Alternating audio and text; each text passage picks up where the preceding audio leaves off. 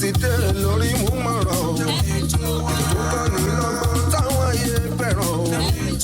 Ẹbí máa bẹ níbẹ̀ tó tún pẹ̀rẹ̀pẹ̀rẹ̀. Lórí márosẹ̀ kí ni gbogbo ayé sọ o. Ọ̀rọ̀ ńlá bẹ níbẹ̀ ewé fẹ́ pé láṣà o. Jọmí ilẹ̀ àdàbà ń ké. Ẹni tó jọ wá o lè mọ̀ ṣe tó wà o. Kí lórúkọ ètò yìí o? Àwọn olùtọ́kùn ètò yẹn. Kábírù Oasis ọmọ tiwa. Bàbá pẹ̀lú màmá kébé. Àdìgbọ́lọ̀ lògùn ṣe bí. Ẹ̀yin bàbá màmá ẹ̀ wọ́n. Tọmọdé dàgbà ètò owó lẹ́yìn ọ̀láyò.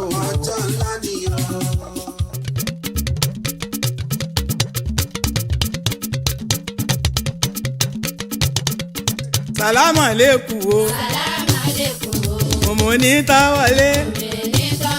Ìtìyọ̀ sálámù kólé. Ẹ̀yà alé wọn jáde. ẹ kú lé làákàrà lé ẹ kú ọ̀nà làákérò ọ̀nà. A kú oríire. Oṣù àwẹ̀ tọ́wọlé. Oṣù lámúlànà. Sàlámù àlékún fún gbogbo mùsùlùmí àti mùsùlùmá tó ń bẹ nígboro wa. Ó tún sojú ẹ̀mí. Àlàáfíà fún gbogbo ẹ̀yin ẹlẹ́sìn ìgbàgbọ́. Ní ìwọ̀gbọ́. Ẹ̀sìn yìí ó máa yá ayé o. Adúpẹ́ f'Olúwa. Ó dẹ̀mí èèyàn wa. Adúpẹ́ f'Ọlọ́run lóòótọ́. Ó tún sojú ẹ̀mí wa. Ẹ̀mí wa tó ṣèyí. Á tún ṣèmí èèyàn wa.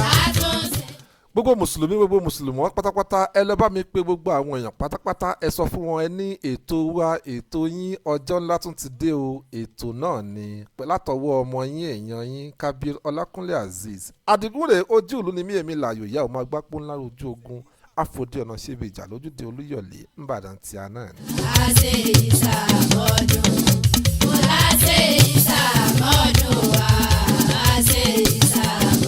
Ọmọ ìyá mi gbogbo. Nírẹ̀sì ìsìlámù yìí. Ẹ gbààwẹ̀ bí òfin. Ànábì Muhammad láyé. Bẹ́ẹ̀ ni mo rò pé gbogbo yín pátápátá lè ń gbádùn ohun tá a fún yín. Bẹ́ẹ̀ ni ètò yẹn náà ni o. Ètò yẹn ò tí ì yí padà. Kabir Azeez ni mo lérò pé a bá yín lálàáfíà, a bá yín ní ìdùnnú àti ayọ̀. Bẹ́ẹ̀ ni Èdùmàrè òkùnkùn ní jẹ́ kí ni àní fi ara gbààwẹ̀. Àwọn kan tiẹ̀ ní àwẹ̀ bá àwẹ̀ ńlẹ̀ ni. Àní tẹ̀mí bá ṣàṣe tiẹ̀ ṣì ń wà. Ṣé bí lè ti ń bẹ Ọlọ́run má fi àtijẹ́ wa síbi tó nira.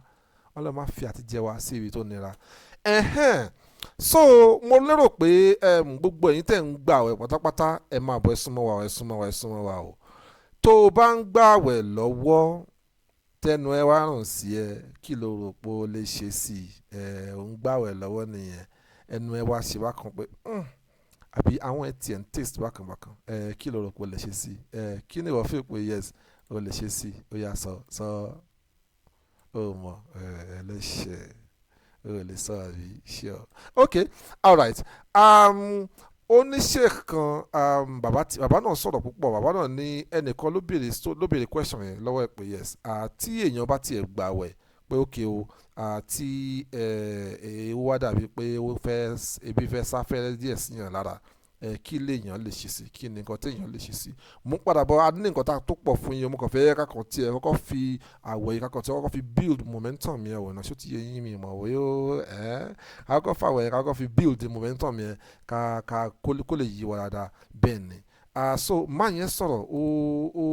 ó fa kò mú òkun yọnu ẹ̀ I think ọ̀rọ̀ ẹ̀ make sense náà mo feel pé ọ̀rọ̀ yìí ó pín sọ́nà ọ̀nà méjì ló pín sí àwọn school of thought kan àwọn kan ní nǹkan tí màá yìí sọ ó right àwọn kan ní nǹkan tó sọ pé kò right bóyá ó right bí kò right mo feel pé gbogbo àná èyí tó bá dùn mọ́ wa nú ẹ̀sìn ọ̀hún náà là ń gbọ́ gbogbo alámọ̀ pé a gbọ́dọ̀ máa darí forí sílẹ̀ a gbọ́dọ̀ máa gbójú wa wálẹ̀ tá a wá rìn ní mélòó ni wa ló ń ṣe bẹ́ẹ̀ ṣèwọ́n ní wàhánà bí ṣe ń rìn nìyẹn so káwa rẹ̀ mọ̀ pé tó dùn mọ́ wa nú ẹ̀sìn òun là ń ṣe. Ẹgbọ́n nǹkan tí màá ní sọ̀wọ́ náà ó ní pé ẹnìkan ló pè ó ní pé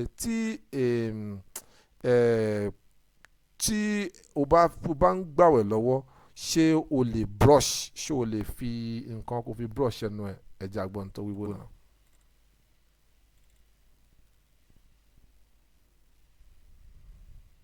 Assalamu alaikum Sheikh. My question is that are we allowed to brush our teeth during fasting?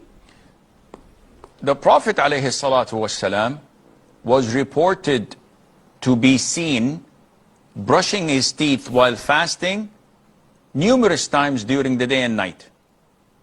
So during the day, while fasting, of course, during the night, there's no problem in that. Therefore, there is nothing wrong in brushing your teeth while fasting. Scholars say that if you're using toothpaste, you have to ensure that none of the mass of the paste is swallowed. So if you just brush it and gargle your mouth, rinse your mouth well, and there's no residue, nothing left from the paste, and you spit it out, there's no problem in that, inshallah, at all. tó òun lẹ ti gbọ́ yẹn èmi feel pé àwọn school of thought kan sọ̀rọ̀ àwọn ní no kò sí nǹkan tó bá wẹ̀ jẹ́ ẹnu ẹ̀ náà after all pé yes ṣebí tó lè ó kàn fi fọ ẹnu ni pé after all Islam also preaches cleanliness. Àwọn kan tún náà tí wọ́n á sọ ọ́ àwọn kan ní no pé òórùn ẹnu ẹ̀yẹn gangan Ọlọ́run fẹ́ ẹ̀yin ọ̀jọ̀gbọ́n ẹ̀ wá pè kẹ́ wá dá sí mi mọ̀ bóyá ẹ sì lè pè báyìí. The number has been there for so long but mi okay ẹ má ti jà pé báyìí ẹ jẹ́ àkàn máa ṣe bẹ̀rẹ̀ fàájì wà lọ fẹ́rẹ́fẹ́. ẹran kí ló lọ kìíní ẹran lóko ẹran ló kìíní o ẹran tó ń bá ní. kẹ́lẹ́ máa wòran o ẹ̀sìn Islam yìí ó ń spread really fast gan ni o ẹ̀sìn Islam tá à ń sọ̀rọ̀ pa yìí ó ń spread really fast gan bá a ṣe sọ pé ẹ̀sìn Islam ò rọrùn táwọn kan tún pè ní ẹ̀sìn ìmàle. Now ẹ̀sìn ìmàle tí wọ́n tiẹ̀ ń pẹ̀sìn yìí gan pàápàá ṣé ẹ̀sìn ìmàle ni àbí ẹ̀sìn ìmàálì?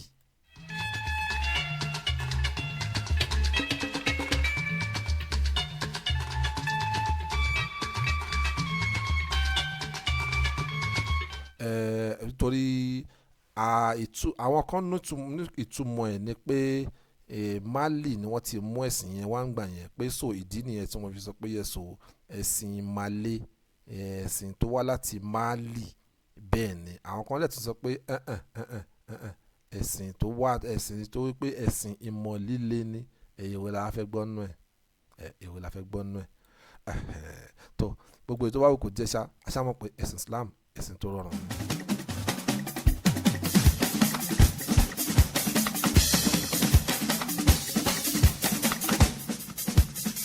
bíjó bá ti yá ẹ̀jẹ̀ jó olúwayé fújì ló ń bọ̀.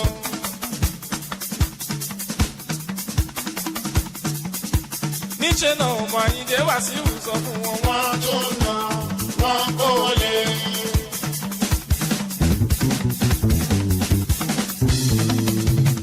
ṣé ń gbádùn ara yín bẹ̀yẹn báyẹn. níṣẹ́ náà ọmọ Àyìndé Wàsíù sọ fún wọn wọ́n tó nà wọ́n kó lè.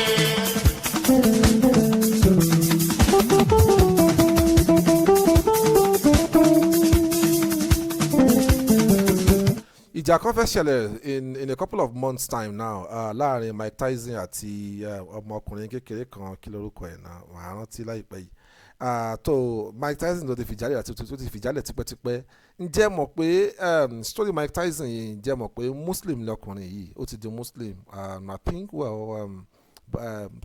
Muhammad Ali tó ṣolóògbé ńgbà yẹn may Allah be pleased with his soul. Muhammad Ali tó ṣolóògbé ńgbà yẹn ó dà pé òun ló fẹ́ facilitate ẹ̀ mọ́. Now recently ni wọ́n ṣe ìfọ̀rọ̀wérọ̀ kan pẹ̀lú ọkùnrin yìí Mike Tyson yìí tó a mọ̀ pé ó ti di Malik Tyson. Ẹnìkan wá béèrè pé kí ni nǹkan tó motivate ẹ̀ kí ni nǹkan tó fún ní inspiration láti di Muslim gan pàápàá gan ọkùnrin yìí sọ̀rọ̀ ẹ̀jẹ̀ àgbọ̀ngàn tó wíwò kí bá lè wò pé ẹ̀sìn Islam tí wọ́n sọ pẹ́sìn tó le àwọn aráàlú òyìnbó wọ́n ń gbà gidi.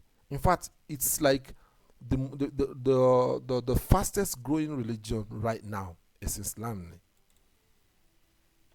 Assalamu alaikum, sister. How you doing? My brother!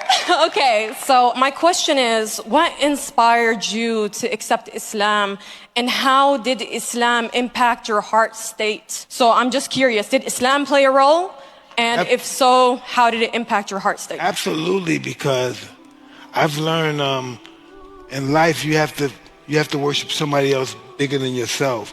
I only knew worshiping myself because I was always told to believe in myself. The connection with me and Allah is just what it is. It's who I am, and that's just what it is. Everyone, I met great people. I met great religious people, But all the great religious people I met wasn't good religious people, and so I decided in life I want to be a good person more than great person. And that's just been my concept. Good is so much more superior than great.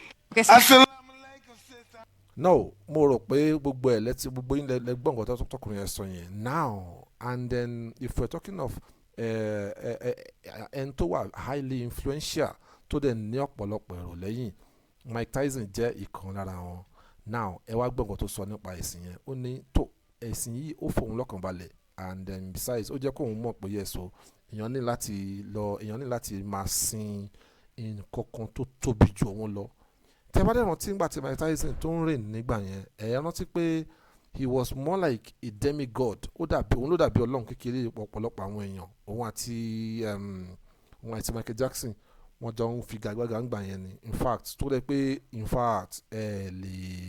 a fẹ́ lè sọ pé kò síbi tí ẹ fẹ́ ṣe tẹ́ ẹ lè rojú wọn bẹ̀ now Mike Tyson tó bá ń jà báyìí ẹ̀rọ àwọn èèyàn mìíràn ibẹ̀ wọn á ti máa para wọn ìjà Biggie àti Tupac jẹ́ mọ̀ pé ó tún extend síbẹ̀ débẹ̀ náà now irú ọkùnrin bó ṣe tóbi tó yìí òun wá ní pé ṣe kí ni o òun wá gbé gbogbo ẹ̀ sílẹ̀ o òun wá gba ẹ̀sìn Islam lọ́kùnkúndùn òun ọ̀dẹ̀ ṣe kí ni ọlọ́run bá tóbi lọ́ba o ọlọ́run tóbi lọ́ba o.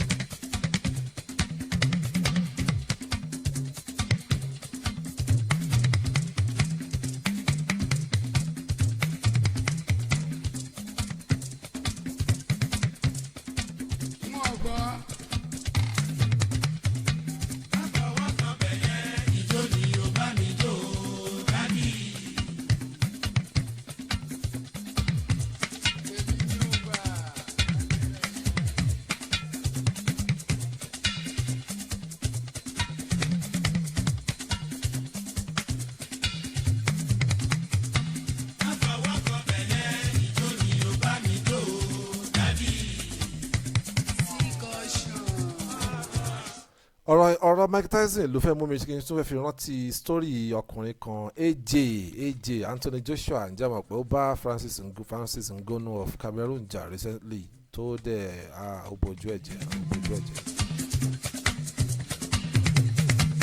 now kò wá kí n ṣe pé ó bójú ẹ̀jẹ̀ nìkan o ǹjẹ́ ṣe mọ̀ pé àwọn ọmọ Nàìjíríà Ọlọ́run ṣàánú wa ṣá. nígbà tí bọ́ yẹn ń jí àǹgbà yẹn wọ́n rí o ìsìn náà ṣe àwọn pé ọmọ Nàìjà ni òun náà ò lọ ọmọ Nàìjà kọ́ lòun náà ń jẹ́ mọ̀ pé lẹ́yìn ìgbà tó win ọmọkùnrin yẹn tán ó give shout out tó ṣe dúpẹ́ fún àwọn countries kọ̀ọ̀kan eventually bóyá ó skip mind ẹ̀ ni o àbí kò tiẹ̀ mọ nǹkan tó ń sọ eventually ó give shout out to some countries like and then some of his fans kò rántí dárúkọ Nàìjíríà àwọn èèyàn social media ó ti gbiná everybody ní Anthony Joshua ó ti deny wa o ó lóun ò ń ṣe ọmọ Nàìjíríà wọn o kò kí wa kò yín kí ni tìyín torí Ọlọ́run. Sani adé máa bá mi o owó rọ́ọ̀kù tí wọ́n máa fà mí nígbàdí kí n tó délé. now wọ́n ní ńgbà tó ṣe kí ní tán pé kò kí Nàìjíríà pé ó yẹ kó tiẹ̀ lè dúpẹ́ pé Nàìjà ó wọ́túwọ́tú ẹ̀gbọ́n nǹkan tó sọ o. No, you lot put too much pressure on me anyway. I'm just chilling. I'm not even getting involved in all that anymore. You lot put too much pressure on me. Anyway, let's talk. The people of Cameroon, I appreciate you guys. Where's my Cameroonian people? Let's make some noise for the Cameroonian people. Africa united, respect. Thank you so much. I appreciate you. Where's my people from London? Where's the man then from Watford? You know what's going on. And most importantly, where's my people from Saudi Arabia? Yeah. And thank you to His Excellency, Turki Al-Sheikh, for hosting me. MBS, thank you so much. I appreciate you guys. Everyone in Saudi and everyone here tonight. I really do appreciate you guys. Now, let's go. Abi?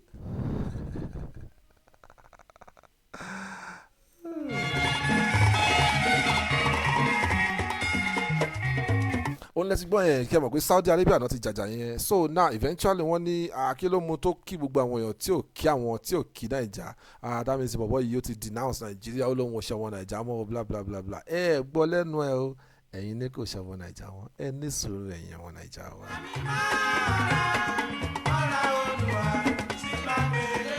And then tá a bá dẹ̀ máa wò tá a bá máa wò bọ̀ lóòótọ́ ọmọkùnrin yìí ọmọ Ìjẹ̀bú ni, ó ti wá sí Nigeria many times so that ti give to ti pay homage to some noticeable places and all that here. Kí wàá lẹ fẹ́.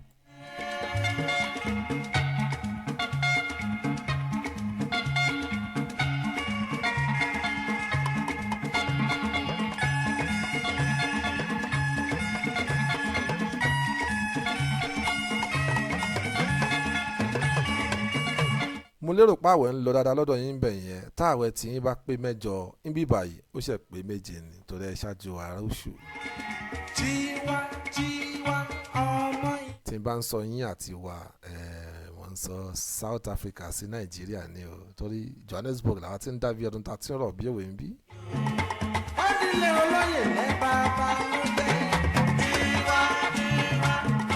Ǹjẹ́ mọ̀ pé nǹkan wà tó ń fún mi tó yẹ kó máa fún àwa Africans ní a big concern.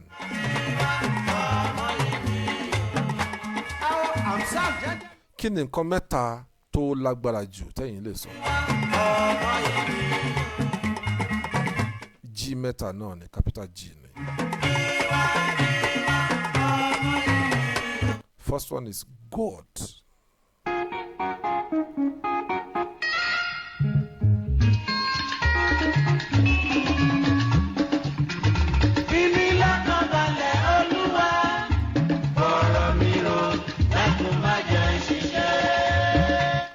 Second one is God.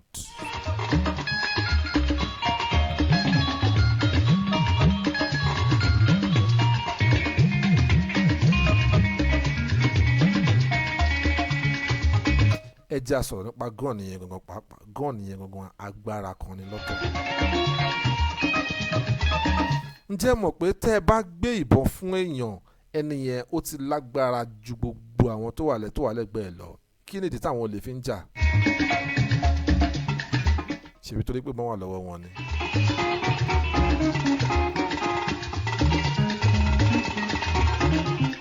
Kí ni ìdí tí àwọn ọmọ oní ẹgbẹ́ òkùnkùn yìí tán fi ń lágbára láti fi ṣe nǹkan ṣe? Ṣèbí torí ìbọn àti èmi àwọn nǹkan olóró tó wà lọ́wọ́ wọn náà ni. Ìjọba ẹ wá mọ̀ọ́mọ̀ ẹ set wa up. Ẹ gbébọn láwọn èèyàn kan lọ́wọ́. Èyí adequate training tó yẹ kí wọ́n ní wọ́n ní. Àwọn ọlọ́pàá ni mò ń sọ̀rọ̀ nípa ìyẹn o. Ẹ gbébọn lọ́lọ́pàá lọ́wọ́. Èyí training tó yẹ kí wọ́n ní wọ́n ní. Ẹ tún wá máa fi ibi pa wọ́n. Ẹ wá ní kán má gba rìbá, kán má gba bribe lẹ́gbẹ̀ẹ́ títì. Ẹ tó bá tẹ́ bẹ́ẹ̀ ń gbà yẹn jẹ́ kí gbogbo wa ṣiṣẹ́ ọlọ́pàá kí ẹ kókó kò bọ́n lé gbogbo wa lọ́wọ́ ń gbà yẹn dẹ́n. Ẹ kàn lè hábọn lé àwọn kan lọ́wọ́, ẹ fi ibi pa wọ́n, ẹ wá ní kán wá máa regulate, kán wá máa control wa lójú pópó, lójú ọ̀nà. táwọn ẹni yìí tán bá èyí training tó yẹ kí wọ́n gbà wọn ò gbà ebi ń pa wọ́n àwọn náà dẹ̀ fẹ́ gbégbé ayé ìrọ̀rùn ẹ wá ní kíni ẹ wá ní kọ́ máa ṣalákòóso wa ìbí yẹn tẹ́lẹ̀ mi àfọ frustrated tá a mú bọn àyìn àṣàbùrú fẹ́ lomi ìgbà mi ńgbà tí òmùkọ́ tó ń ṣe. àbí kàn tí a kò sack gbogbo àwọn ọlọ́pàá yìí kàn kó mi síbẹ̀. òun ló ṣojú bẹ̀rẹ̀ lómi fi ẹ̀ dẹ́kọ̀ bọ̀rọ̀ mi lọ. ẹ wo àwọn sójà sí yẹn ẹ máa wò ó pé wọ́n tó bá ní sójà mú eléyìí a ní sójà wọ́n lù kó ṣe léṣe àbí wọ́n lù lálù kíní kan ebi ń pa àwọn ará bí mẹ́rin. àwọn politicians dẹ̀ náà ń ríra wọn. mo dẹ̀ mọ̀lẹ́ táwọn politicians fi ń ríra wọn o. ṣàgbé nígbó ló fi fìyẹ́ ẹ̀ka ló tóun ló ṣàlùkò ló fi fìyẹ́ ẹ̀kọ́. ìdí ni wípé wọ́n jọ mọ̀ pé owó táwọn nọ́ngbà tán lọ ń kàmpéènì yẹn owó tí wọ́n nọ́ngbà tán lọ ń kàmpéènì yẹn kí ni o kí ló fi ń ṣe wọ́n mọ̀ pé àwọn lọ yá ni kò ń ṣe àwọn náà ní gbogbo owó yẹn so wọ́n gbọ́dọ̀ wá bí tán ti máa dá gbogbo owó yẹn padà ìdí nìyẹn tán yẹn fún wọn ń sálárì fàkíà. ẹ̀yin amọ̀mọ̀ ẹ̀ fi bí pa wá aráàlú àwọn èèyàn yín náà ebi á mú wọn débi kan wọn lọ bá báǹkì náà yá wọn lówó fàkíà tán bá wọlé tán wọn á máa jẹun wọn á máa kówó wọlé wọn á máa kówó náà bí ẹlẹ́dà ẹ wá máa fi ibi pa sọ́jà ẹ máa fi ibi pọ̀ ọlọ́pàá ìbọn dẹ̀ wà lọ́wọ́ wọn ẹ̀yin èèyàn kéèyàn yìí kílẹ̀ ẹ̀sùn kan fìbọn yẹn ṣe ṣé ó yẹ kán wọnú gbó lọ ní kán máa lọ fi dẹ̀sà ni kán máa lọ fi dẹ gbó ni àwa tán rí náà kọ́ ni wọ́n á jẹ.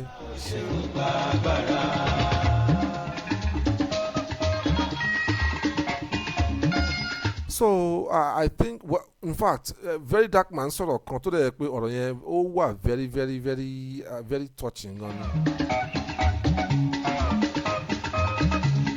Sahara Reporter ló kọ story yẹn tó ní Nigerian army detains soldiers who lamented inability to visit the family over 70,000 naira transport fare in an underground cell in an underground cell for Boko Haram suspect in Abuja.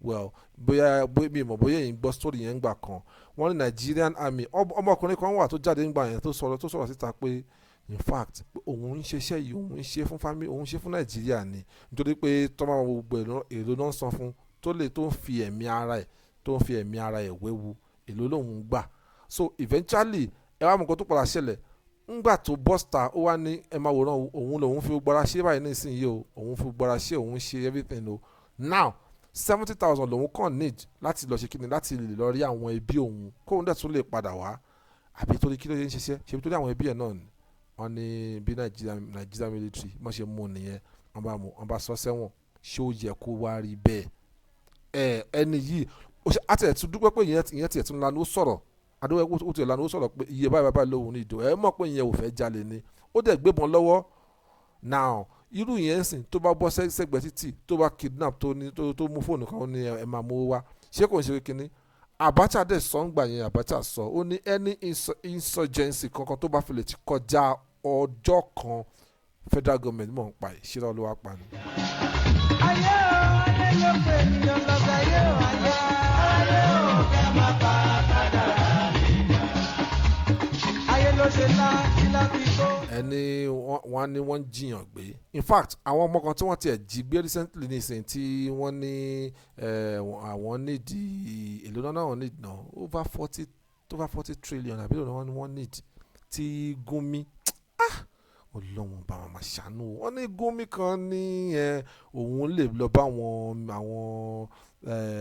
àwọn bandits yẹn òun lè lọ bá wọn negotiate tó bá wọn negotiate ìwọ òkè kálọ̀mù ẹ̀ wà ń bẹ̀ ni wà lọ bá wọn negotiate àní ká panupọ̀ bólèwé ẹni ibi tó ní nǹkan gbé sí òdà àwọn èèyàn ń jiyàn gbé ìwọ ní kí federal government kàn máa bọ̀ kàn kówó wá kó lè bá wọn negotiate tó bá tí wàá negotiate tán ṣé wọn ò tún ní jí àwọn ẹlòmíì ṣé wọn ò tún ní jí ẹlòmíì Gumi ọ̀hún gan ó jẹ́ ká báwo ló ṣe ń rí wọn ó jẹ́ kán lè pè é gan pé arákùnrin wa ibo ló ti gbé kílẹ̀ ibo lẹ ti gbà tán gbogbo wa ní mùsùlùmí náà gbogbo wa dẹ̀kọ́ la náṣẹ̀ sáwọn èèyàn yìí ìwọ tó mọ àwọn èèyàn yìí ṣé kò yẹ káwọn ọgọ́ wọn ìjọba gan pàápàá gan ṣe kán tiẹ̀ mú nǹkan kan bóyá kán yìn wọn ni.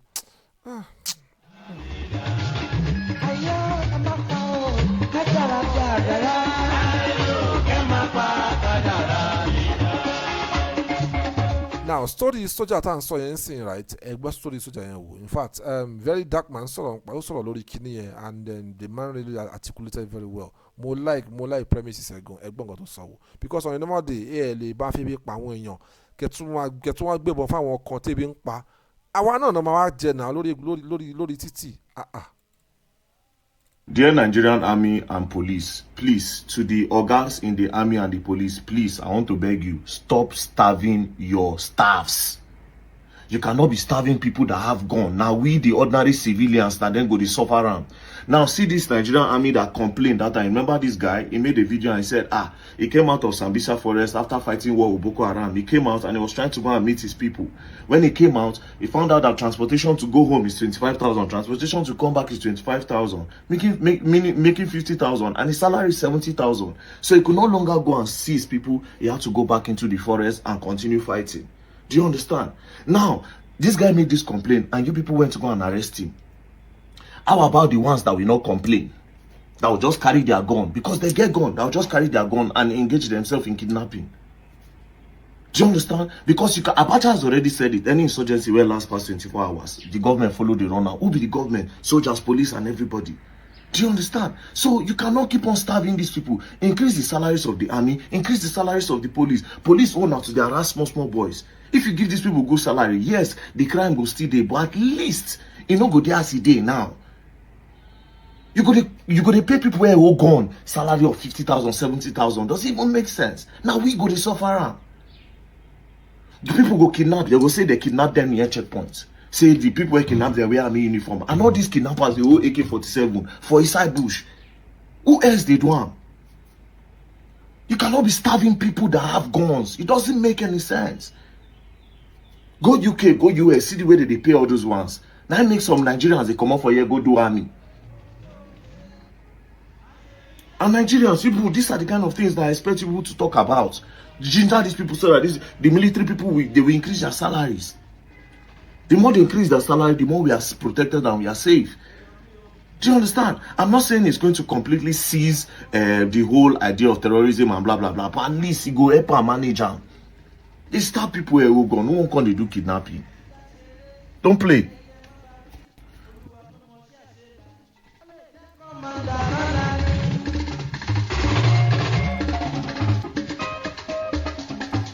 mo lérò pé gbogbo ọ̀la ti gbọ́ nǹkan tọkùnrin yẹn sọ yẹn of course na ọ̀rọ̀ tó sọ ọ̀rọ̀ tó níyebíye lórí ni ọ̀rọ̀ tó níyebíye lórí ni náà ẹ lè gbébọn fáwọn èèyàn tẹ́bi ń pa kẹwàá ní kán má jẹ wá kí ni okay what's the name of this of that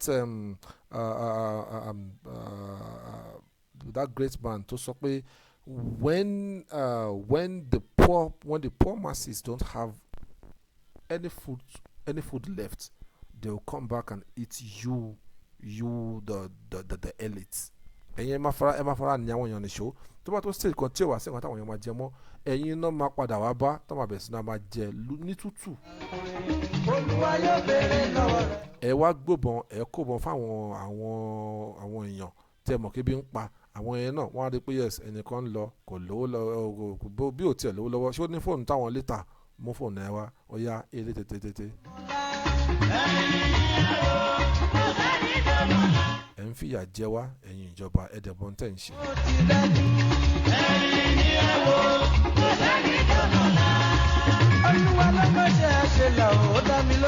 bẹ́ẹ̀ ni nítorí pé tá a bá wí àkùbá àwí ọ̀run là ń lọ. tọ́mọ̀lá ẹ̀dá tọ́mọ̀lá ọ̀sẹ̀ òun ẹ̀yìn ẹ̀ wò kò sẹ́ni tọ́mọ̀lá.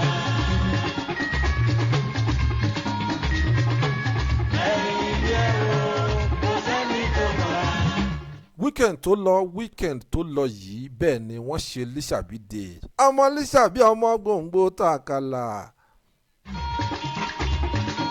wọ́n ṣe Lísàbídé kódà màámi ìyá àdìgún gan lọ. bẹ́ẹ̀ ni màmá ń pè lẹ́ẹ̀mẹ́wàá mo ti rẹ́dẹ́ mo ti rọ kan dódó mo rí màámi àwọn máa ṣe rẹ́gí kẹ̀ ní Lísàbídé. So mo lè claim ẹ̀gbá náà ẹ má fọ́ ọ. bọ̀ Ìbàdàn sàn ni mí.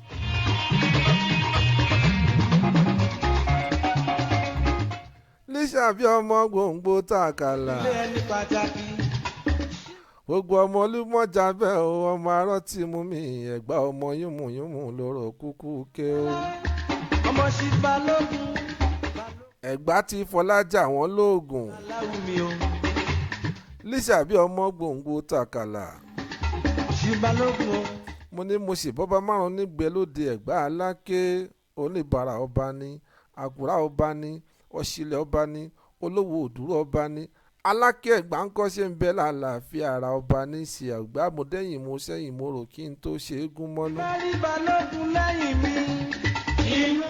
ó bá délẹ̀ kíní ẹ̀wẹ̀wẹ̀ mo ní ẹ wá fòrò yín hàn mí lè yín jọ sí ẹni ń gúnyán lẹ́bẹ́ kí n rókà kán mi nìjọ mo gúnyán lẹ́bẹ́ tán èmi rókà kán mi nìjọ kàkà kí wọ́n fòrò yín hàn mí pẹlẹbẹ kí n bàbá wọn gbélé mi lọ́wọ́ o ó tún délẹ̀ kejì ẹ̀wẹ̀wẹ̀ mo ní kí wọ́n wá fòrò yín hàn mí lè wọ́n jọ sí wọ́n ní ń gúnyán lẹ́bẹ́ wọ́n ní ń rókà kán mi nìjọ èmi gúnyán lẹ́bẹ́ tán mo tún rókà kán mi nìjọ kàkà kí wọ́n fòrò yín hàn mí pẹlẹbẹ kí n bàbá wọn gbélé mi lọ́wọ́ o ó tún délẹ̀ kẹta ẹ̀wẹ̀wẹ̀ mo ní kí wọ́n wá fòrò yín hàn mí lè yín jọ sí ẹ̀tún ní ń gúnyán lẹ́bẹ́ ẹni ń rókà kán mi nìjọ mo gúnyán lẹ́bẹ́ tán èmi rókà kán mi nìjọ kàkà kí wọ́n fòrò yín hàn mí pẹlẹbẹ kí n bàbá wọn gbélé mi lọ́wọ́ o àṣẹ wómú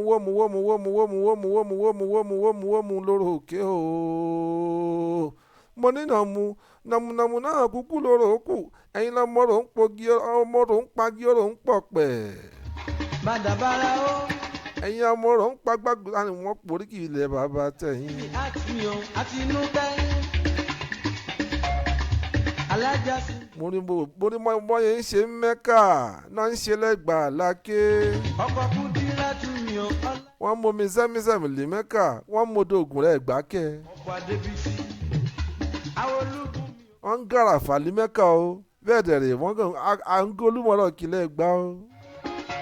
ẹ má nọmọ balógun bí ẹ má nọmọ balógun. kódà wọ́n ń wọ sábàkà lé Mẹ́kà bẹ́ẹ̀ dé Sábó Àbáké wọ́n bá yín fún kinní ọ̀hún ṣé ó máa jọ sábàkà rẹ̀ gírẹ́gí báyìí.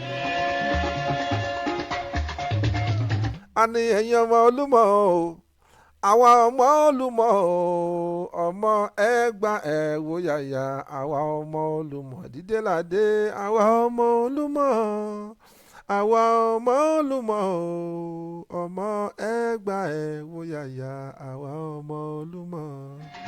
bíbá rí balógun lẹ́yìn mi. It was very beautiful and colourful that day. Lísàbídé yẹn ó wá dùn ó wá láìla. ọdẹ ẹdẹ ló wà. wàláì Ọlọ́run fún wa ó mọ̀mọ́ bless wa pẹ̀lú culture yìí ní Africa especially Nigeria yẹn káwá tí ó wàá sọ pé Yorùbá culture wa máa dùn ó máa yá yìí o.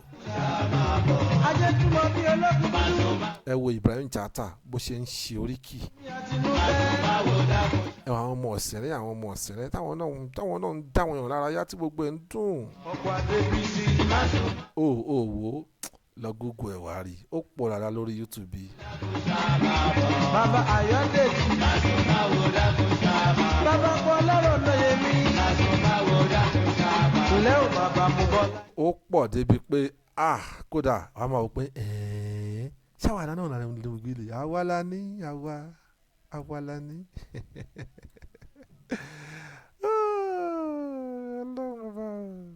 àndẹ́kẹ́lẹ́ tí wọ́n máa wo lọ́kẹ́ máa wò bọ̀ o tábà bọ̀ náà lóòótọ́ káwá wò ṣé èwo nú àṣà wa ni kò tó fi ń yangàn èwo nú ẹ̀.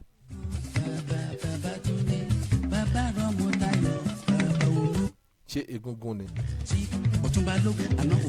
ẹ má ṣì mí gbọ́ o àṣà yàtọ̀ sí ẹ̀sìn o. mi ì ní ẹ bọ eégún o àṣà the fact pé wọ́n tiẹ̀ ń jó ń ta wọ́n á ṣe gbẹgbẹdùdù wọ́n á sọ masọ́ọ̀tì lílù yẹn ni mo wo fídíò kan jọ kan eégún yẹn ti lu ọwọ́ yẹn ọ̀bọ yẹn fún ní stubborn right gidi ara ọ̀run jókòó jẹ́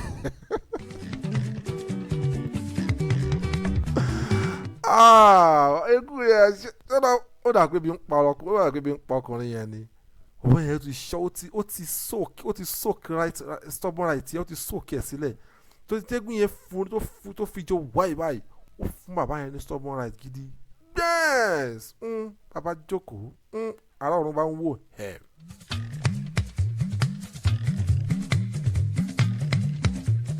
ẹ má jà fi àṣà wa fi oppress àwọn èèyàn mọ́ àwọn kan tí wọ́n bá ń gbẹ́yọ̀ ó lè wọ bàtà irọ́ o ẹ má bá mi try katakata o ìwọ ló fẹ́ gbẹ́yọ̀ tiẹ̀ ojú mi dẹ̀ ni mo lè fi wẹ̀ ẹ́ tó bá dẹ̀ yẹ ká wẹ̀ lọ ṣé ní kọ̀rọ̀ yàrá ẹ̀ o lè fọ́ mi ní pọ̀pá lórí bí ènìyàn kan mi náà wá nǹkan tí màá sọ fún ẹ o. Preach violence but ìwọ náà má take advantage bóyá mi àti àjọ ń dún ọmọ kan ní tẹ́lẹ̀tẹ́lẹ̀ wàá ti rí mi wọ́dọ̀ wà lábẹ́ ìkù wà lábẹ́ aṣọ èmi ò mẹ́ni tó wà ń bẹ̀ wọ́n mọ̀ọ́rọ̀ ẹ̀ wá ti wá rí mi karambà ní ọwọ́ rẹ̀ wá ti mọ̀ pé bọ̀bọ̀ tó ń bá mi dún ọmọ eré tiẹ̀ ta lé ni kódà kí n má tiẹ̀ ṣe wọn kankan sí ẹ wàá lu sọ́nàbà bíìs ìyàsí ńlá èmi àti ọmọ pé ara ọ̀run ló ń lò mí ìjẹ́ ni wọ́n pè ráìvà mi ẹ̀ka ìjọ. ọmọ torí ogun wáyé. Okay, that moves us to the next story tó wà nílẹ̀ ǹjẹ́ mọ̀ pé ká báyàn ṣe fógún ọdún ká lẹ̀ mọ́yàn fún 30 oṣù ìyẹn ò mí pé bóore wa bá wà ń bẹ̀ á wà ń bẹ̀ bóore wa ò bá sì sí ń bẹ̀ kò sí ń bẹ̀ nìyẹn ṣùgbọ́n ohun tó wá kọjú sẹ́nìkan ẹ̀yìn ló kọ sẹ́lòmíì àfi bí ìlú gángan kí ni ọ̀rọ̀ mi dá lórí ó dá lórí sítórì ọmọkùnrin kan Kúnlé Àyànlọ́wọ́ onílù Wàsíù Àyìndé ni sítórì yẹn ó ń jà ràn báyìí sí lórí social media sí láti bí a couple of weeks back ní sítórì yẹn ti ń jà ràn nísìn tí yẹn ní òun ti wà pẹ̀lú Wàsíù Àyìndé láti bí àbí ṣé 1991 àbí 1990 kọ́ ni pé tó òun ò dẹ̀ lè sọ pé nǹkan báyìí lòun achieve pé kódà bàbá tún máa ń gba passport àwọn lẹ́ni táwọn bá travel out ẹni ẹlẹ́ni wọn ní gbàlẹ̀ ẹ máa dúró èèyàn yín tó ti sá lọ ń gbà míì ni but anyway ó yọ lọ́hùn.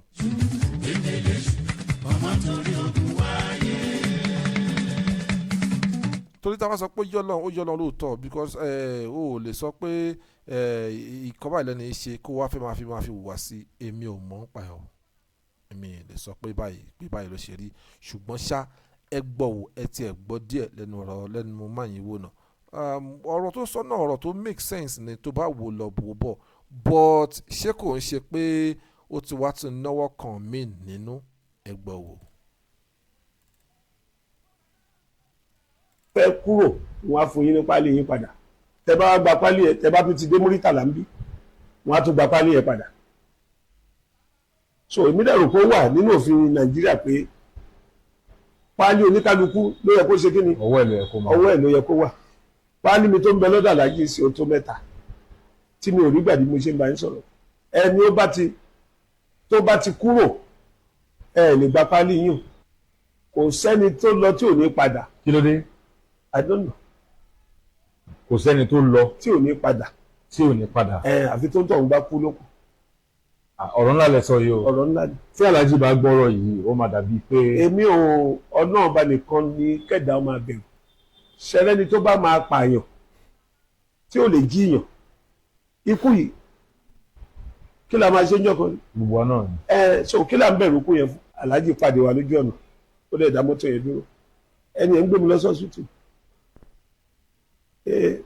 kí ló ṣẹlẹ̀ ẹni ẹ̀ mo wá ń try láti ṣàlàyé fún wọn pé nǹkan báyìí ló ṣe mí ẹni ẹ̀ wá ní òun fẹ́ lọ mú mi rí GP ni so doctor ni wọ́n ń tọ̀ ó ń láti dá mi padà ó kàn sọ fún mi pé kí n bọ́lẹ̀ ní mọ́tò yẹn kí n ṣe kí ni pé kí n padà sílé. inú lẹ́ ń dùn yìí. ọ̀sà yẹn ni mò ń nọ́ọ̀sì di òní olómi. ṣé ẹ ti gbọ́ ẹ rí i pé Accusation mẹ́ta ni ọkùnrin yìí fi kan K1 The Ultimate níbẹ̀ yẹn. Alákọ̀ọ́kọ́ ń bẹ̀ ni pé báwo ni àwọn ṣe máa jọ wà tó yẹ pé òun ò ní lè ní passport òun dání. Ẹlẹ́ẹ̀kejì tí wọ́n ní pé ó tún wá nǹkan tí wọ́n ṣe sọ ọ́ bí ìgbà tí ká sọ pé Alhaji was a monster to him when he was there with him, pé àwọn tún sick nígbà kan. Ṣe mọ̀ pé ẹni tí ò bá sínú story yẹn ó lè hate Alhaji fún nǹkan báyẹn torí ọ̀rọ̀ lákọ̀ ó lábò.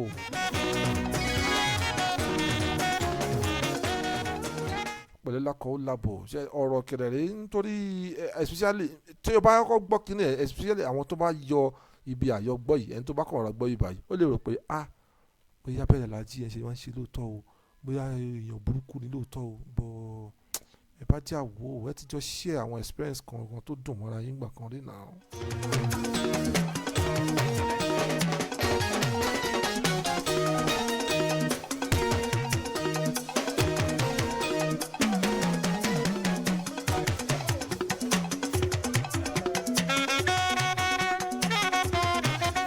Well, Alhaji náà ò dúró interview kan ti wà tí Alhaji náà ti grant ìyẹn Alhaji Wasiu Ayinde náà ti grant tipẹ́tipẹ́ for so long nígbà yẹn tí ibi tí wọ́n ti béèrè lọ́wọ́ Alhaji Wasiu náà nígbà yẹn pé ẹni sùúrù náà gbogbo àwọn tó ń sọ̀rọ̀ nǹkan tó ń sọ bákan méjì nípa yín yìí kí lẹ́yìn gan rí sọ sí pàápàá kí ni tẹ́ rí sọ sí ìyẹn náà ní tẹ́ ẹ bá gbé ẹni tí ò fẹ́ ni àlòrán lóòótọ́ ẹ̀gbọ́n tàlàjì náà sọ wò kọ sí eventually tẹ́ bá wò wò náà ẹ ò pé ìkàkọ́ ló máa rojọ́ ìkàkọ́ ló máa da and mo dẹ̀ feel pé àwọn méjì náà ni wọ́n jọ ní point anyway ṣùgbọ́n ohun tó ṣókùnkùn sáwà èèyàn ó hàn sáwọn méjèèjì so ìdí yẹn tí tá a fẹ́ lè dá sí ẹ̀gbọ́n náà ẹ̀gbọ́n.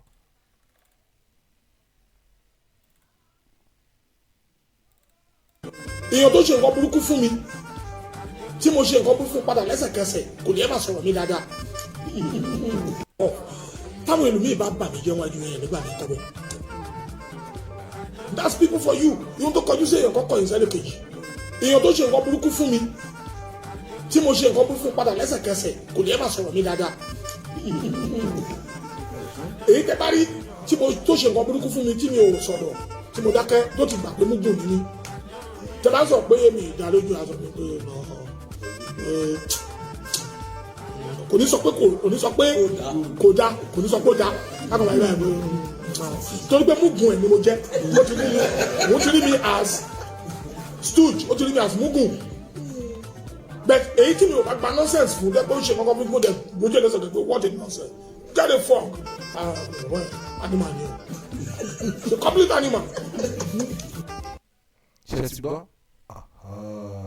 ṣé ó ti yẹ yín báyẹn ní ìsìn because mo feel pé well tá bá wo lọ wò bọ̀ lóòótọ́ ọ̀rọ̀ yẹn bákan méjì ló fi sí bákan méjì ni nítorí ọkùnrin yẹn sọ ń sìn ó dùn mọ̀ràn gbogbo àgbọ̀ àwò pé ọ̀rọ̀ ni màá yín sọ yìí but well eventually tá bá dé máa wò bọ̀ náà táwa ní kádàlẹ́jọ́ ọmọ onílẹ̀ lájàre kò sẹ́ni tó máa fún lọ́kọ́ tí ò ní roko sọ̀rọ̀ títí ẹ̀ bóyá àwọn méjì jọ ní nǹkan kan tó jọ ń drag láàrin àwọn tẹ́lẹ̀ o ṣe understand but now so nígbà tó nílùú yẹn sọ̀rọ̀ ń sìn pé irọ́ Alhaji bákan kìnní kan but àwọn yòókù náà àwọn agbọ̀rọ̀dún kan láti ẹ̀ tí wọ́n especially lórí Facebook yẹn púpọ̀ nínú àwọn èèyàn yẹn wọ́n ń ro jinlẹ̀ kan tó máa dájọ́ yẹn rárá wọ́n á ti bẹ̀rẹ̀ sí ní fọ́n síta ní bí ọ̀pọ̀lọ́ ní òjò pé ẹ̀tún gbọ́n tán ní Wasiu Ayinde tó ń ṣe. Some play again, while some play juju. lórí story yìí kan náà ǹjẹ́ mọ̀ pé ìkan lára àwọn ọmọ ẹ̀yìn Wasiu Ayinde kan náà tún wà tó ń ṣe interview fún recently tíyẹn náà dẹ̀ sọ pé ní tòun o òun ṣe kí ni òun rí nǹkan gidi ṣe lẹ́yìn Wasiu Ayinde o ẹ gbọ́. nínú pàǹdì iléeṣẹ́ Alhaji Wasiu Ayinde December 12, 1996 mo ti kọ́lé lẹ́yìn wọn mo ti ra mọ́tò mo bímọ mo rán mọ́ níléèwé mo dúpẹ́ mo ní fọkànbalẹ̀ ọlọ́ọ̀lọ́ọ̀lá Alhaji Wasiu Ayinde òní bàjẹ́ fọ́gà wa Alhaji Wasiu Ayinde kọ́lọ́n jẹ́ mi rè ó pẹ́ fún wa kọ́lọ́n jáwa náà ó pẹ́ fún wọn wọ́n ti ń gòkè kọ́lọ́n mọ́lẹ̀ wọn lẹ̀ agbára ọ̀tọ̀ ọmọ ká wọn agbára ọlọ́run ó gùn lẹ́mìí àwa náà ó gùn lẹ́mìí àwa tá à ń tẹ̀lé wọn náà á sóríire. ṣé ẹ ti gbọ́ ṣé ó ti yé yín nísìnyí báyìí ṣé ẹ ti gbọ́ nǹkan nísìnyí ṣe é rí pé ọ̀rọ̀ yẹn ọ̀rọ̀ òkèrè ni tí ò bá dín kan á lé kan ìdí nìyẹn tá a ṣe ní láti kíni a ṣe ní láti wà a little bit careful tá a bá fẹ́ sọ ọ̀rọ̀ àbí tá a bá fẹ́ dá sọ̀rọ̀ ọlọ́rọ̀ nítorí pé ọ̀rọ̀ tẹ́ ń sọ ọ̀rọ̀ tá à ń gbọ́ yẹn oníkálukú gbogbo kọ́ la máa fi ọkàn kan náà gbọ́ o. náà ìṣẹ́bẹ́ gbọ́kùnrin yẹn náà sì yẹn òun ní pé òun ti ṣe dáadáa lẹ́yìn Wasiu Ayinde òun ti ṣe òun ti mọ̀ bẹ́ẹ̀ kẹ̀dẹ̀rẹ̀ ọ̀ndẹ̀jọ́ ń ṣe ni ìṣẹ́bẹ́ ti dín sìn now kí wọ́n á gbé méjèèjì wò síra wọn nísìn wọ́n ní mo ṣe oore kan kò gbè mí ó lọ́wọ́ kankan nù ni kí ló mú wọ tí ò ṣe bẹ́ẹ̀ kẹ̀dẹ̀rẹ̀ ọlọ́run náà kò dá wa bákan náà gbogbo náà kọ́ la máa sùn tá a máa kọrí síbi kan náà kọ́ la máa lówó níbi kan náà ṣé ó ti ń yé yín sìn. Everybody dance to the rhythm, dance. Everybody dance to the yo-yo. Everybody dance to yo-yo, everybody dance to the yo. ẹ máa jó ẹ máa yọ̀ ẹ máa gbàlú ẹ máa dunnú o. Orin wa wọ́n ti lórí sí. ẹbí ń gbé kí nìdí. Ó beautiful láti jó. kò sídìí kò jẹ́ kó gbọ́dọ̀ sídìí láti fún ẹ láti sọ pé o fẹ́ dunnú kí ló dé. Everybody dance to the. ok ó wá dà kó máa ká gbọ́gbọ́ kó máa banújẹ́ ni. Bẹ́ẹ̀ni máa jẹ́ ọjà o lámẹ́. bójó mi àti bójẹ́ pure water àti gàrí lórí mu ọ̀rẹ́ mi dunnú. Kọrin. nítorí inú tó ń dùn lọ́tọ̀ yẹn tó ń jẹ́ kí inú ẹ dùn lọ́tọ̀ yẹn òun fún ara ẹ láwọn vitamins kọ̀ọ̀kan ni tá a fi lè jẹ́ kára kí inú ẹ tún lè dùn kó tún ní longer life sí. Òṣùpá o. bẹ́ẹ̀ ni nítorí pé tó o bá kọ̀ tó ní inú ìwọ ò dùn ò ṣe àìmọye àwọn èèyàn ló lówó lọ́wọ́ tí wọ́n rí nǹkan fowó wọn rà èyí tó tẹ̀ tún rí nǹkan fowó ẹ̀rà gan ṣe kò lè gbádùn ẹ̀. Ọjọ́ Sátọ́dé. ẹ jẹ́ a máa pampa ara wa ẹ jẹ́ a máa pampa ara wa ẹ jẹ́ a máa pampa ara wa wo wàláì kò sí nǹkan kan ní pé à ń ká gbọ́gbọ́ ṣe nǹkan ẹ jẹ́ a máa dunná fúnra wa ẹ jẹ́ a máa dunra wa nú nítorí pé kí ni kò sí nǹkan kan tẹ́lẹ̀ mi lè ṣe fún ẹ ju pé kí wọ́n gùn fúnra ẹ kó dunra ẹ nú lọ tó bá sọ pé ò dunnú ò lówó lọ́wọ́ èèyàn mélòó ló wá lówó lọ́wọ́ èèyàn mélòó ló lówó lọ́wọ́ wọ́n ní ọ̀run yabọ̀ ẹnìkan yẹri ṣé àwa jòwé ìlú kan ni gbogbo everybody lájọ yabo ńgbà tí ìlú rọgbọ nísìn tí ìlú rọrùn nísìn kí la rí ṣe sí.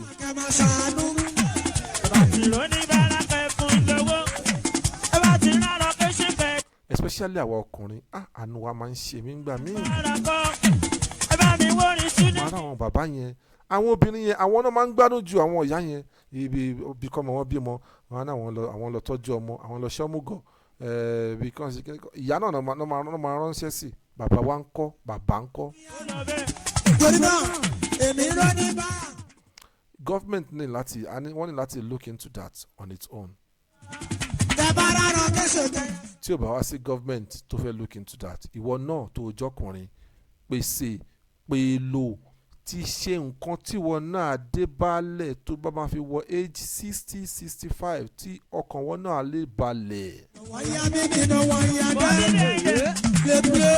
àwọn obìnrin yẹn kódà kán dàgbà jù bẹ́ẹ̀ lọ àwọn ọmọ wọn yìí máa ṣe wá kó dúró sí wọn.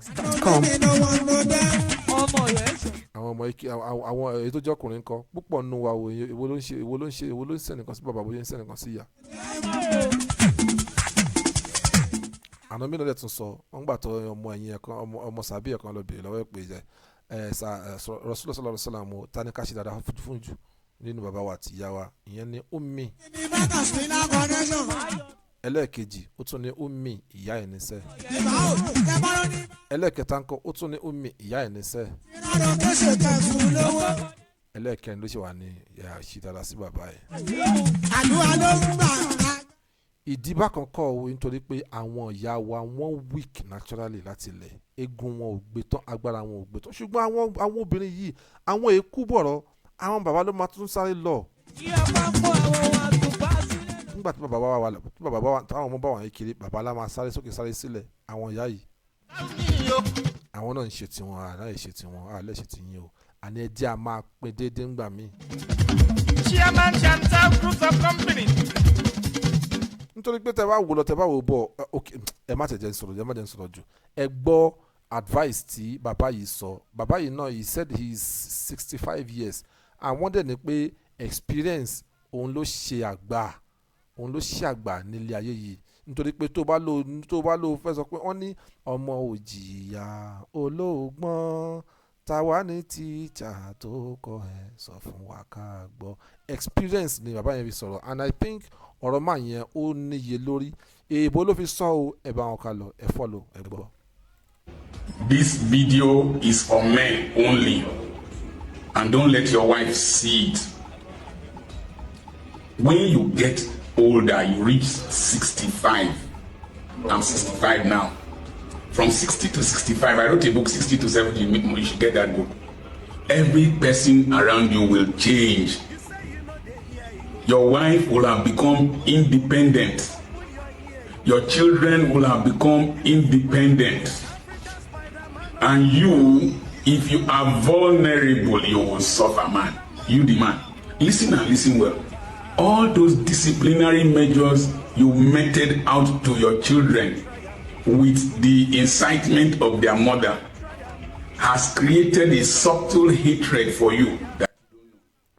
Now, mi ò bẹ gbọ́ bí tí pàtó yẹn sọ̀rọ̀ mo ṣe a ṣe máa continue story yẹn o bàbá yẹn ni pé tí ẹ bá ti ń pé ìwọ ọkùnrin o ní láti take care ara ẹ nítorí pé tó bá ti ń di pé yẹn o ti ń dé age 60-65 everybody tó wà lára ọ̀dẹ pátápátá òótọ́ dẹ̀ ni ok bóyá o bímọ ní age 40 àbó bímọ ní age 30 now but that wọ́n á fi pé bíi 60 ọmọ náà ti pé 30 years kò lè gbowó oúnjẹ lọ́wọ́ ẹ̀ mọ́mẹ́ni ìyàwó ẹ̀ náà kedere òun náà ti wà independent òun náà ti mọ̀ pé ọkùnrin yìí ó ti ń rẹ̀ bọ̀ díẹ̀ ẹ má jẹ́ ń fi wàhálà sí lọ́rùn púpọ̀ jù mọ́ ó ti yẹ yín àwọn náà bí káwọn ìyàwó káwọn náà ti ní business tiwọn àbí káwọn náà ti dá nǹkan wọn sílẹ̀ àbí káwọn náà ti ní nǹkan náà máa ṣe so àwọn náà wọn lè fi bẹ́ẹ̀ depend lórí ẹ̀ mọ́ jùjùjùjù ó wá kó ìwọ nìkan táìmì yìí òun ni tó o bá tọ́jú ara dáadáa prostate cancer àwọlé wá high blood pressure àwọlé wá stroke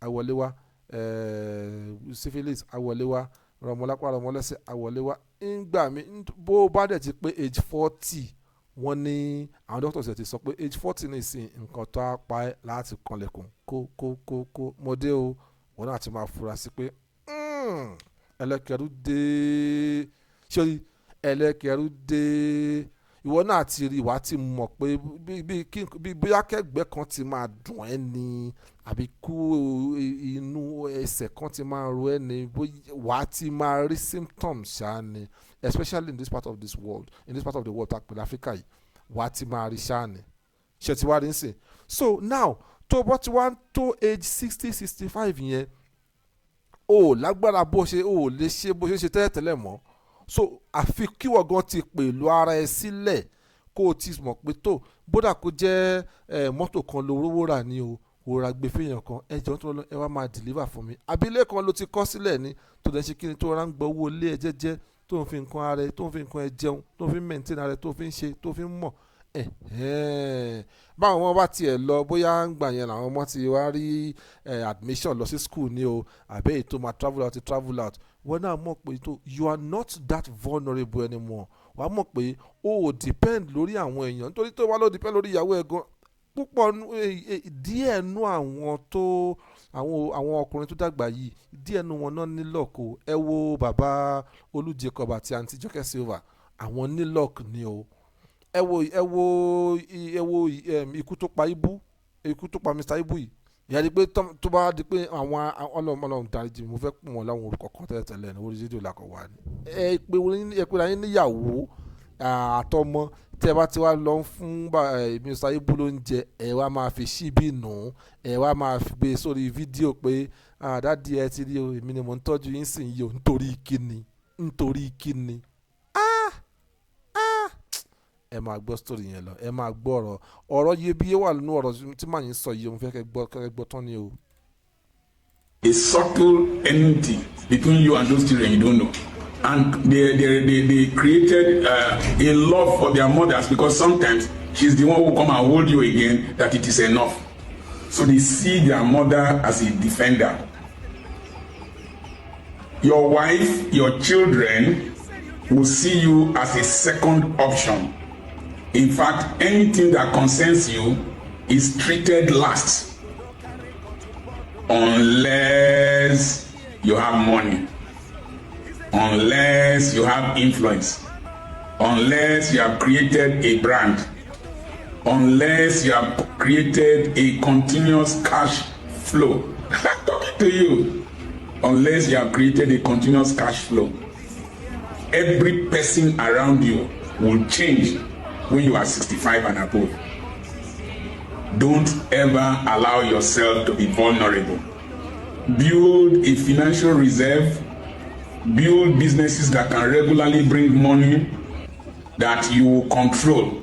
The respect your children and your wife will give to you is that they are thinking you will die before them, so that you can leave these things in their hands. So they want to be in your good books while you are still alive, in case you are going to write a will. Don't ever be vulnerable. Don't ever. If I was to be a vulnerable person, I would have been messed up. My wife is a good wife, very good wife. My children are very good children.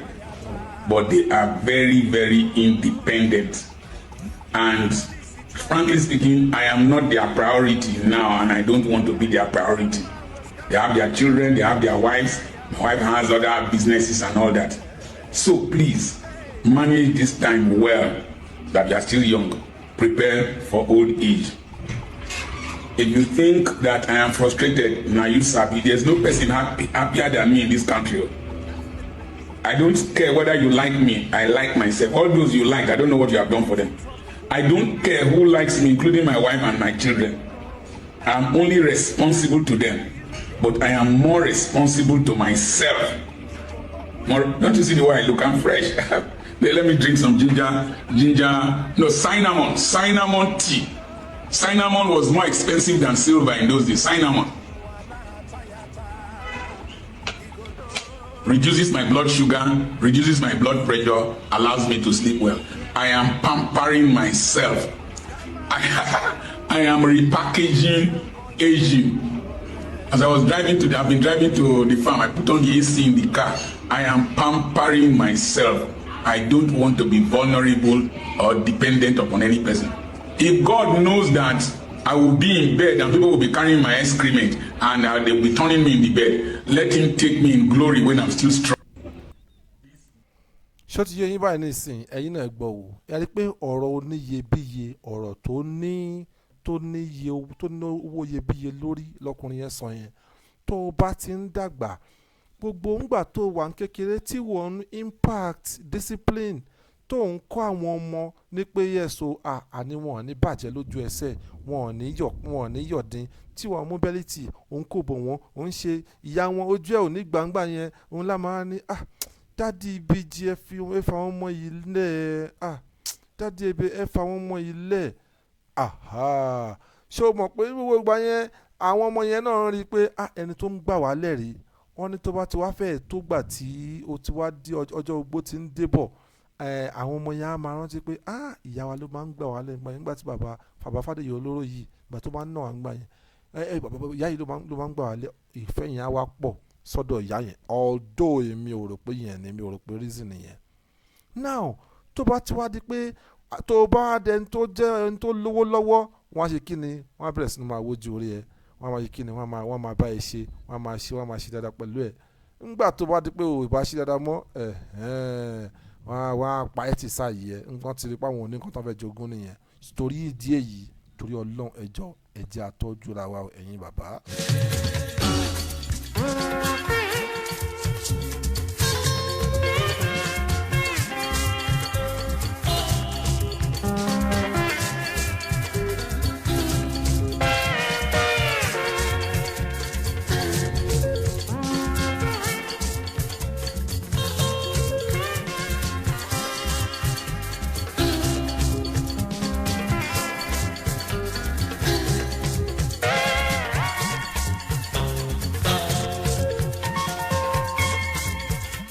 mi mọ̀ bóyá ẹ̀yin wà lórí Facebook àbẹ́ wà lórí anywhere kankan bẹ́ẹ̀ ni orí Tiwantiwa Yorùbá Culture láti ń ṣeré pa lórí Facebook tí wàá fẹ́ join wa live you can join us there lórí Facebook ẹ lè kàn sí wa lórí Tiwantiwa Yorùbá Culture Tiwantiwa Yorùbá Culture ẹ ti rí Tiwantiwa bracket Yorùbá Culture ẹ máa ti rí ń bẹ̀ ibẹ̀ láti ń dàbí ẹ̀dùn tá a ti ń rọ̀ bí òwe bóyá ẹ̀yin tí ẹ wá fẹ́ ṣe kí ni ẹ tiẹ̀ tún fẹ́ wo nǹkan tá à ń ṣe wò ni ẹ lọ sí www.onedot.co.za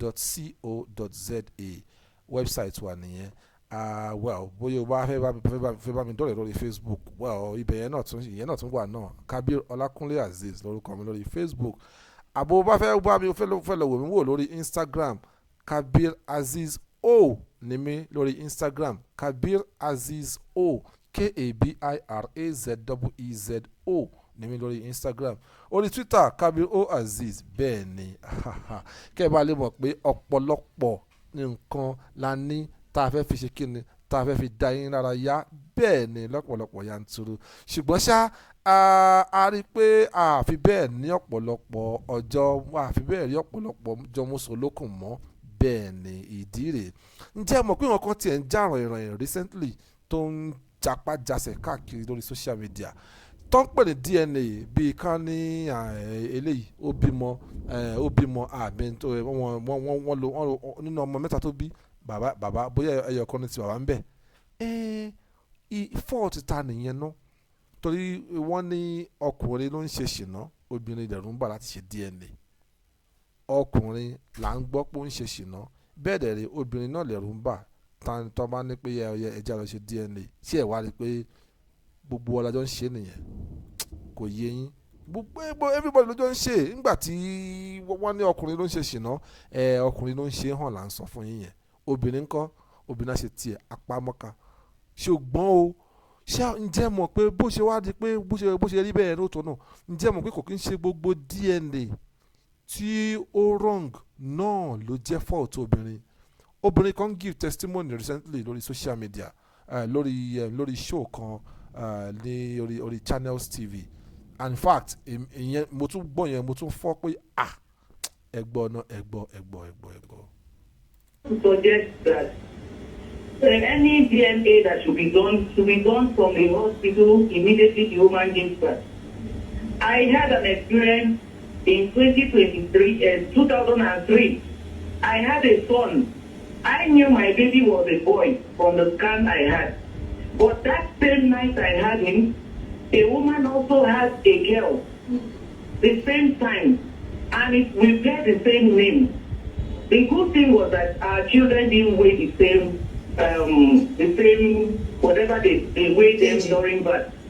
Then the next morning, I had my own truth tears. She too had truth tears. They brought her baby to me because they were bearing the same name on their tag. I saw the baby. I knew this wasn't my baby because my baby wasn't chubby from the scan I saw. But the notice and the matrons that morning, this thing I'm telling you happened in a general hospital. I will not mention the name. They kept on saying, "Is your baby? Is your baby?" I said, "This is not my baby. My baby is a boy." They kept on saying, "No, this is a girl, a chubby girl. You should be happy." They took my boy to the woman in question. I don't know if they wanted a boy in their family. Because immediately she started trying to breastfeed the baby. But the saving grace was that my pastor was traveling out of Lagos, so he was on his way to see me in the hospital before leaving. My husband wasn't there. So when my pastor came, he met me crying on the bed. And he asked me what happened. I told him, "This baby they gave to me is not mine." My pastor said, "What is going on?" So he went about, he scattered the whole place, asking, "I want to see my child. I want to see my..." That was like how everybody started running around. And they went, "Oh, there's another baby Gabriel somewhere." So they brought my son to me. Now you can imagine if I had done Ojukokoro and gone home with that chubby girl. Today they would say she had a child that was not her husband's own. Ǹjẹ́ ti gbọ́ yẹn ẹ̀yin ti gbọ́ yẹn rí nítorí pé wọ́n tiẹ̀ ní àwọn ẹlòmíì gbà mí wọ́n máa àwọn nurses yẹn wọ́n bí kán ṣe ọmọ gbé fún yàn fẹ́ lómi gbà mí àbí kán tiẹ̀ mọ̀ọ́mọ̀ ta ọmọ tiẹ̀ kán gbé fẹ́ lómi.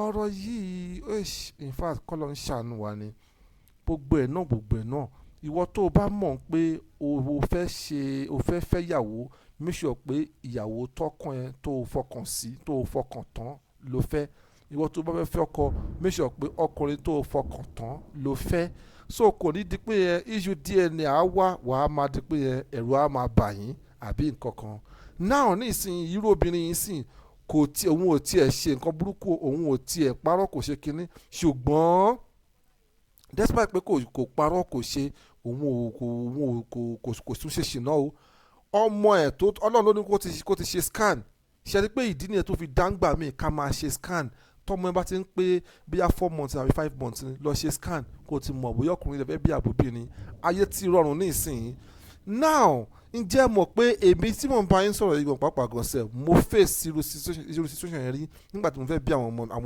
ọmọ mi ìbejì now a ti ṣe scan lóòótọ́ a ti rí i pé okay ọkùnrin àtobìnrin ni ìbejì ni wọn alhamdulilayi rabbil alamin ọlọ́run jọ má pa wọ́n fún mi láṣẹ ọlọ́run Èdùmàrè Táyé àti Kẹ́hìndé ọlọ́run á dá yín lágbà àtẹ̀gbọ́n yín náà ẹ̀ wà ní dàgbà òṣì lágbára ọlọ́run á pèsè owó fún wa ká fi tọ́jú yín dáadáa ju bẹ́ẹ̀ bá a ṣe lérò lọ.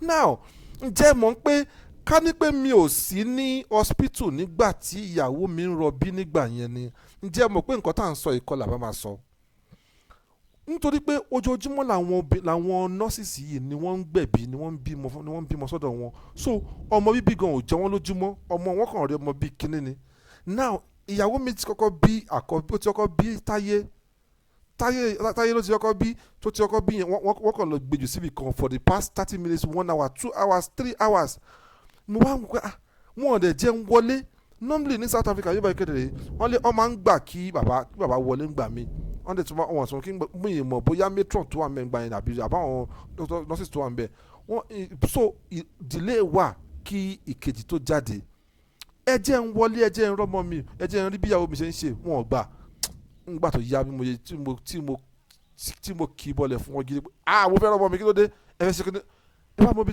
ǹjẹ́ ibo lọmọ wà wọ́n bá ní pé nọ́ọ̀sì tó gbọ́ ọmọ wọn rí ibi tó mo ti bẹ̀rẹ̀ sí ní fohùn lẹ̀ pé ẹ̀rí nǹkan wò ń bí lẹ́nìí wọ́n dẹ̀ mọ̀ pé tí Nàìjíríà wá pariwo pẹ́rẹ́ nílùú yìí gẹ́gẹ́ ni so ǹgbà tó bá padà rí nọ́ọ̀sì tó gbọ́mọ ìyẹn bá ibo lòún gbọ́mọ sí o ẹ bá lọ rí wọn lọ sọmọ sí kọ́nà kan ọmọ ò lè jẹun for the past 2 or 3 hours tó ti bímọ sílẹ̀ wọ́n ní pé nọ́mà pé ebi ò lè pa ebi apá ẹ jẹ́ kí ẹ fún lọ́yàn bí mo ṣe lọ gbọ́mọ nìyẹn inú mi máa dùn jọ tí mo rọ́mọ yìí o inú mi máa dùn o pé alhamdulilayi rabbil alamin èmi mo á gbé ọmọ yẹn ni mo á gbé lọ bá yẹ ẹ ṣe wá fún lọ́yàn nígbà tí yẹ ẹ fún lọ́yàn tán mo tún wá pamọ́ra again ni mo ń pamọ́ra tí wọ́n fi ṣe wá lọ ṣe ètò yòókù tí yẹ ẹ tó fi bí kejì imagine kí bàbá ọmọ má sí ń bẹ̀ ń gbà yẹn àbí kọkùnrin kọ́kọ́ má sí ń bẹ̀ àbí kẹ́ni kọ́kọ́ má sí ń bẹ̀ ń gbà yẹn wọ́n kàn lè ṣe ọmọ ọlọ́mọ léṣe wọ́n á ní pé in the future àwọn ọmọ ní kinní kan àwọn ọmọ ní kinní kan meanwhile nǹkan tó yẹ kí wọ́n ṣe láti lè wọ́n ṣe ọmọ kan jókòó síbẹ̀ ó ti rẹ̀ ẹ́ wọ́n ti ẹ̀ ẹ wo gbogbo ẹ̀ náà tó bá note advice tèmi ní lórí topic yìí ni pé tó o bá ti fún ìyàwó ẹ lóyún tán ìyàwó ẹ ní kọ́kọ́ ló lóyún o ẹjọ́ máa lọ santinata búdẹ̀ ṣe kankan ẹjọ́ máa lọ kán lè dá ẹ mọ̀ níjọ́ tó bá di pé ó fẹ́ bímọ torí Ọlọ́run jọ méṣọ̀ pé wà ń bẹ̀ o bó bá dẹ̀ sí ń bẹ̀ kẹ̀dẹ̀rẹ̀ àwọn àbúrò ẹ méjì jẹ́ kán wà ń bẹ̀ kán lè bá gbégbá lọ sọ́tún gbégbá lọ sósì kí fámìlì ìyàwó náà wà ń bẹ pẹ̀lú so kò ní di pé story adélẹ̀ bíi story DNA tóbìnrin yẹn sọ yìí nìsín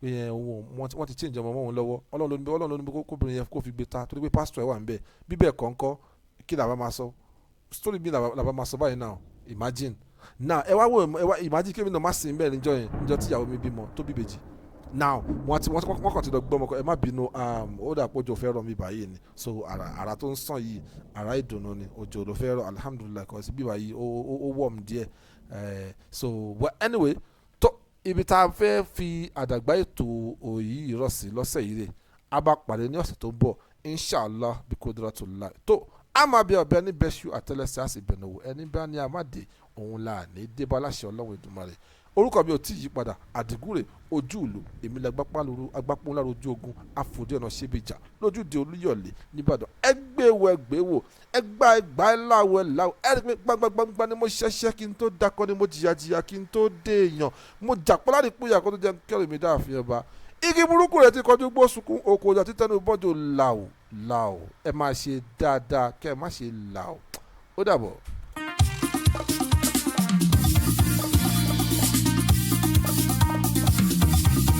ètò kan ti dé lórí múmọ̀ràn ètò kan ní lọ́gbọ́n táwọn ayé fẹ́ràn ẹbí máa bẹ níbẹ̀ tó tún pẹ̀rẹ̀pẹ̀rẹ̀ lórí márosẹ̀ kí ni gbogbo ayé sọ ọ̀rọ̀ ńlá bẹ níbẹ̀ ewé fẹ́ pé láṣà o jọmí ilẹ̀ àdàbà ń ké ẹni tó jọ wá ò lè mọ̀ ṣe tó wà o.